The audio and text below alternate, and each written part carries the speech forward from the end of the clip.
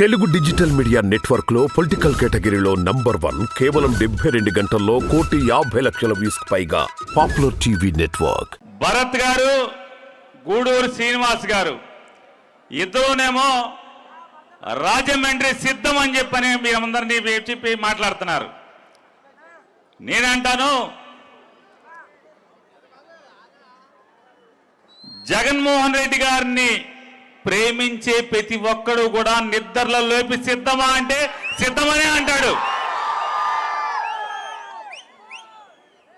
కానీ నేను అడుగుతున్నాను, 2024లో కూడా ఎందుకు జగన్మోహన్ రెడ్డి గారికి ఓటు వేయాలి, ఓటు వేయించాలనేది ఒకసారి మనం మాట్లాడుకోవాల్సిన అవసరం ఉంది.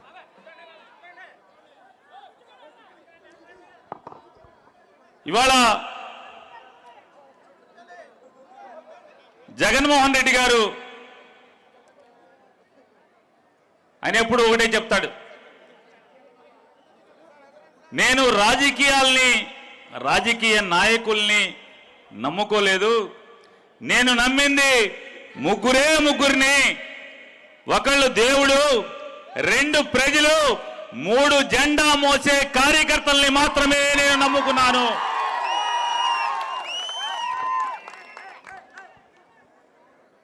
కొత్తలో చాలా మందికి ఏంట్రా ఇది, నేను ఎమ్మెల్యేని, మాజీ ఎమ్మెల్యేని, మున్సిపల్ చైర్మన్ని, ఎంపీని, మాజీ ఎమ్మెల్యేని, మమ్మల్ని వదిలేసి జనాన్ని నమ్ముకున్నానంటాడు, దేవుణ్ణి నమ్ముకున్నానంటాడు, ఆఖరికి బొట్టబొట్టోళ్ళు జెండా మోసే కార్యకర్తను నమ్ముకుంటాడేంటి అని చాలా మంది నాలో ఉన్నట్లుగా బాధేసేది. కానీ రాజకీయాల్ని మారుస్తూ, రాష్ట్ర రాజకీయాల్ని మారుస్తూ దేశంలోనే ఎక్కడా లేని విధంగా కార్యకర్తకి విలువిచ్చినోడు ఎవరన్నారంటే 100కి 100% అది జగన్మోహన్ రెడ్డి గారు. చంద్రబాబు నాయుడు, లోకేష్ ఇద్దరు మాట్లాడుతున్నారు. ఇది ఎక్కడా మనం చూడలేదండి, ఎమ్మెల్యేలకు ట్రాన్స్ఫర్లు అంటా అని చెప్పని. ఎందుకు ఎమ్మెల్యేలకు ట్రాన్స్ఫర్లు? ప్రజల గుండెల్లో, కార్యకర్తల గుండెల్లో, ఇద్దరు గుండెల్లో 5 ఏళ్లలో ఎవరికి స్థానం లేకపోయినా కూడా కార్యకర్తలు మాకు వద్దు, జగనన్న మా ఎమ్మెల్యేని మార్చు అంటే అందరినీ కూడా మార్చుకుంటూ వచ్చాడా లేదా ఒక్కసారి మీరందరూ కూడా గుండెల మీద చేసి చెప్పండి. మరి మాకు కార్యకర్తలకు విలువిచ్చినట్టా కాదా? కానీ ఇవాళ మనం చూస్తున్నాం, చంద్రబాబు నాయుడు కొడుకు కలిసి డబ్బు ఉంటేనే టిక్కెట్లు, డబ్బు ఉందా, ఎన్నాళ్ళ నుంచి జెండా మోస్తున్నావు కాదు, తెలుగుదేశం జెండా కూడా మోస్తున్న వాళ్ళు ఉన్నారు ఎన్నో సంవత్సరాల నుంచి. జెండా మోస్తున్నావా లెక్క కాదు, నీ దగ్గర ఎంత సంచిలో డబ్బు ఉంది, డబ్బున్నోడికి మాత్రమే చంద్రబాబు దగ్గర విలువ దొరుకుతుంది. ఇవాళ జగన్మోహన్ రెడ్డి గారు గడిచిన 5 సంవత్సరాల్లో 2,55,000 కోట్ల రూపాయల్ని నయా పైసా లంచం లేకుండా సరాసరి సామాన్యుల అకౌంట్లోకి డబ్బులు పంపిస్తే, ఒక 4 సంవత్సరాల క్రితం వరకు చంద్రబాబు నాయుడు కానీ, తెలుగుదేశంలో ఉన్నటువంటి చాలామంది డబ్బున్నోళ్ళు కానీ మాట్లాడుతూ వస్తున్నారు. జగన్మోహన్ రెడ్డి పేద మధ్యతరగతి వర్గాలకి పప్పు బెల్లాలు పంచినట్టుగా డబ్బులు పంచిపెడుతున్నాడు. ఇదా ప్రభుత్వం అంటే? డబ్బులు పంచిపెట్టమా పేదవాళ్ళకి ప్రభుత్వం అంటే? అభివృద్ధి కావాలని మాట్లాడుతూ వచ్చారు. ఓట్లు వచ్చేప్పటికీ ఇదే చంద్రబాబు నాయుడు, ఇదే దత్తపుత్రుడు కలిసి ఏం మాట్లాడుతున్నారు? జగన్మోహన్ రెడ్డి గారి కంటే కూడా మేము ఎక్కువగా డబ్బులు మీకు పంపిస్తాం, ఆర్టీసీ చెయ్యాపితే చాలు, బస్ ఎక్కి మీరు డబ్బులుగా ఇవ్వక్కర్లేదు, ఫ్రీగా వెళ్ళిపోవచ్చు అంటే 5 ఏళ్లలో 2,55,000 కోట్ల రూపాయలు నేరుగా ప్రజలకు పంపిస్తే, ఆ పంపించినప్పుడు రాష్ట్రం దివాళా తీస్తుందన్న వాళ్ళు ఇవాళ చంద్రబాబు నాయుడు ఇచ్చేటువంటి 6 హామీలు ఇంటింటికి పాంప్లెట్ ఇస్తున్నారు. మీ ఇంటికి కూడా వచ్చి ఉంటుంది. తెలుగుదేశం పార్టీ కార్యకర్తలు ఒక పాంప్లెట్ తీసుకొచ్చి 6 షూరిటీలని మాట్లాడుతున్నారు. 6 షూరిటీలు విలువ సుమారుగా 5 ఏళ్లలో వాళ్ళు ఖర్చు పెట్టాల్సినటువంటి డబ్బులు 10 లక్షల కోట్ల రూపాయలు. అంటే 2,55,000 కోట్లకే ఈ రకమైన పరిస్థితి వస్తే వీళ్ళు ఇచ్చే హామీలు నిజంగా అమలవుతాయా? 5 ఏళ్ల క్రితం కూడా Modi photo, Chandrababu photo, Pawan Kalyan photo వేసి కూడా మనకు ఒక హామీ పత్రాన్ని ఇంటింటికి ఇచ్చారు. 2018-19 మధ్యలో 19 ఎలక్షన్లకు ముందు ఏ హామీ అయినా ఒక్కటన్నా 14లో ఇచ్చింది అమలు చేశారా? 2014 నుంచి ఇచ్చినటువంటి హామీలు ప్రతి ఇంటికి ఒక ఉద్యోగం ఇస్తా ఉన్నారు. ఇన్నాక భరత్రామ్ గారు చెప్పారు, బాబు వస్తే జాబ్ వస్తుంది అని చెప్పారు. ప్రతి ఇంటికి ఒక జాబ్ ఇస్తామని చెప్పారు. ఓట్లు వేసాం. ఈ రాష్ట్రంలో ఉన్నటువంటి ఆంధ్ర రాష్ట్ర ప్రజలందరూ కూడా చివరికి అధికారం వచ్చిన తర్వాత ఎవడికి వచ్చిందయ్యా జాబు? ఇంటింటికి ఒక జాబ్ వచ్చిందా అంటే కేవలం చంద్రబాబు నాయుడు ఇంట్లో మాత్రమే ఒక జాబ్ వచ్చింది. అది చంద్రబాబు నాయుడు కొడుక్కి దొడ్డిదారిని ఎమ్మెల్సీ చేసి అర్హత లేకుండా ఎమ్మెల్యేగా ఓట్లు వేయకుండా ఇచ్చినటువంటి ఉద్యోగం, పొందినటువంటి ఉద్యోగం కుటుంబం ఉందంటే చంద్రబాబు నాయుడు కుటుంబం. చంద్రబాబు నాయుడు కొడుకు ఉద్యోగం జాబ్ వచ్చింది, కానీ ఈ రాష్ట్రంలో ఏ నిరుద్యోగికి కూడా జాబ్ రాలేదు. ఇవాళ జగన్మోహన్ రెడ్డి గారి గురించి మాట్లాడుతున్నారు. అమ్మ ఒడి డబ్బులు వేసేస్తున్నారు ఊరికే అని చెప్పని.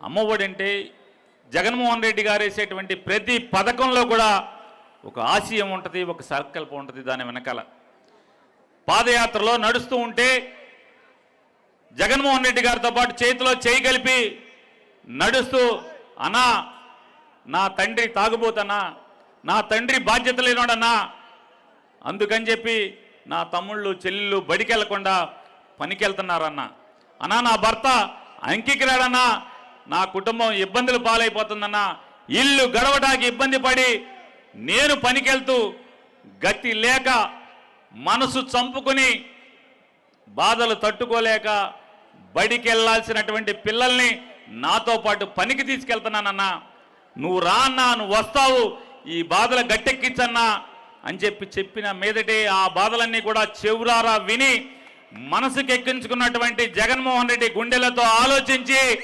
అమ్మఒడి పథకం, బడిలో ఉండాల్సిన పిల్లలు పనిలో ఉండకూడదు, పని మాన్పించాలంటే ఆ ఆర్థిక బాధలను అధిగమించడానికి తల్లికి అమ్మఒడి అనేటువంటి 15,000 రూపాయలు సంవత్సరం ఇవ్వాలనేటువంటి ఒక గొప్ప లక్ష్యం, సంకల్పమే ఇవాళ అమ్మఒడి పథకం. జగన్ నమ్ముతాడు ఒకటి, ముఖ్యమంత్రులు మారుతూ ఉంటారు, ప్రభుత్వాలు మారుతుంటాయి, జనం ఓటేసినప్పుడల్లా ఎన్టీ రామారావుకి వెళ్ళిపోయి ఒక మర్రి చెన్నారెడ్డి వచ్చాడు, లేదా ఒక విజయభాస్కర్ రెడ్డి వెళ్ళిపోయి మళ్ళీ ఎన్టీ రామారావు వచ్చాడు, ఎన్టీ రామారావుని కూలదోసి చంద్రబాబు వచ్చాడు, చంద్రబాబును పడి జనం పడగొడితే రాజశేఖర రెడ్డి గారు వచ్చాడు, రాజశేఖర రెడ్డి గారు మరణిస్తే రోసయ్య వచ్చాడు, కిరణ్ కుమార్ రెడ్డి వచ్చాడు, మళ్ళీ చంద్రబాబు వచ్చాడు, మళ్ళీ జగన్మోహన్ రెడ్డి గారు వచ్చాడు.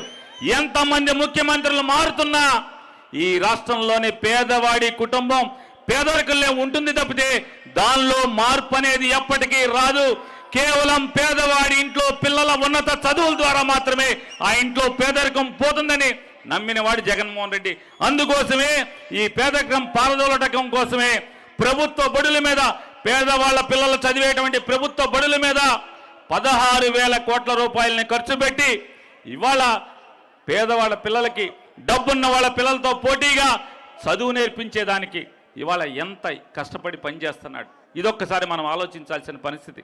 ఇవాళ పేదవాడి మీద పెట్టేటువంటి ఈ పెట్టుబడి అభివృద్ధి కాదా అని మిమ్మల్ని అడుగుతున్నా. ఎవరైతే అభివృద్ధి లేదు, పంపిణీ ఉంది, డబ్బులు పంచుతున్నాడు, సంక్షేమం ఉంది, అభివృద్ధి లేదని, ఇది అభివృద్ధి కాదా అని చెప్పి అడుగుతున్నాను. పేదవాడి పిల్లల కోసం ఖర్చు పెట్టేటువంటి ఈ ప్రతి పైసా పేదవాడి కుటుంబంలోంచి పేదరికాన్ని పాలదోటాకి ఇది పెట్టుబడి కాదా అని చెప్పని మనం ఇవాళ అడగాల్సిన, ప్రశ్నించాల్సినటువంటి సమయం ఆసన్నమైంది. ఇవాళ జగన్మోహన్ రెడ్డి గారు ఏది చేసినా ఇవాళ ప్రభుత్వ బడులే కాదు, ఆసుపత్రులు, ఇవాళ ఈ రాష్ట్రంలో 17 మెడికల్ కాలేజీలు 8,000 కోట్ల రూపాయలు పెట్టి 17 మెడికల్ కాలేజీలు కొత్తగా తీసుకొచ్చాడు.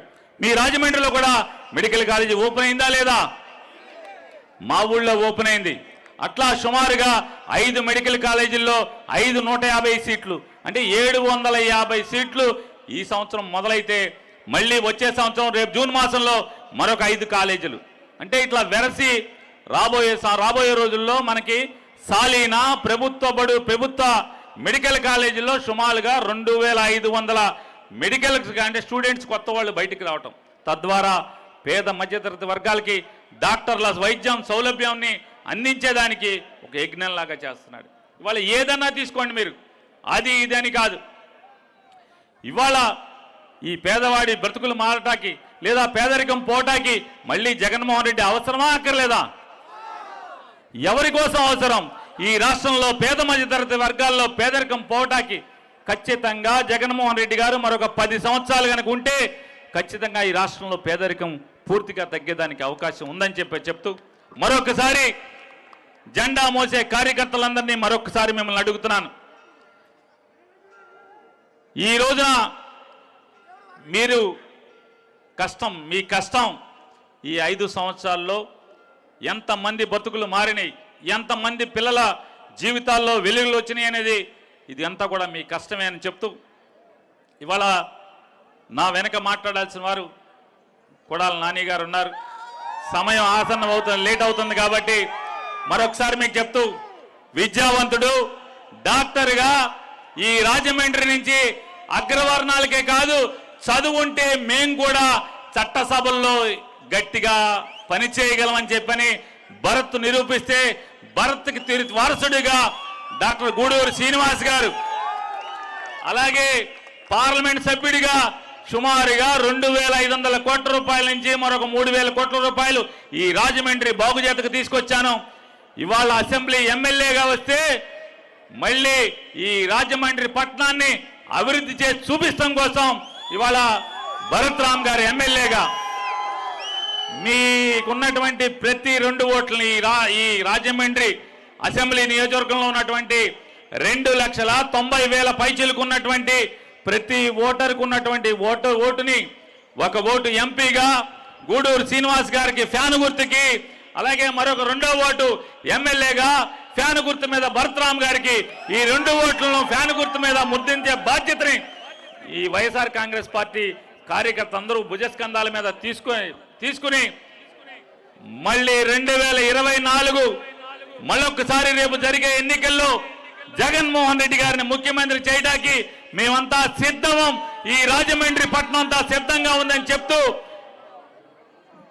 వీరిద్దరిని గెలిపించి పంపించమని చెప్పని మరొక్కసారి మీ అందరికీ విజ్ఞప్తి చేసుకుంటూ జై హింద్, జై జగన్.